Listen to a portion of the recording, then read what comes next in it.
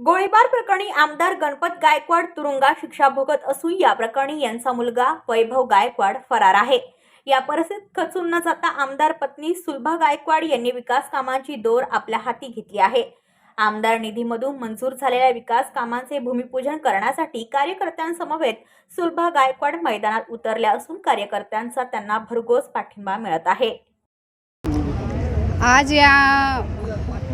आमदार गणपत गायकवाड यांच्या विकास कामांचा जो शुभारंभ होतोय आणि त्यांच्या निधीतून जी कामं होत आहेत त्यांचं आज शुभारंभ माझ्या हस्ते म्हणजे त्यांची सहपत्नी त्यांच्या हस्ते करण्यात आले आहेत आणि अशी विकास कामं त्यांच्या माध्यमातून आम्ही करत राहू असा मी त्यांची सहपत्नी म्हणून शब्द देतो।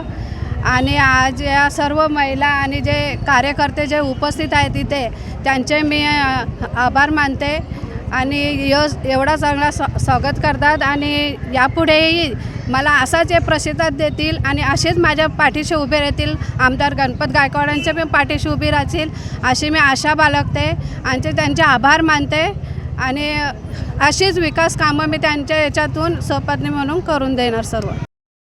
ब्युरो रिपोर्ट कल्याण आपले वृत्तप्रहार। तुमच्या आजूबाजूला घडणाऱ्या घटना पाहण्यासाठी आपल्या वृत्तप्रहार वाहिनीच्या YouTube चॅनलला सबस्क्राईब करा।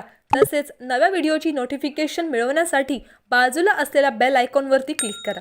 प्रत्येक बातमीला लाईक करा आणि शेअर करा।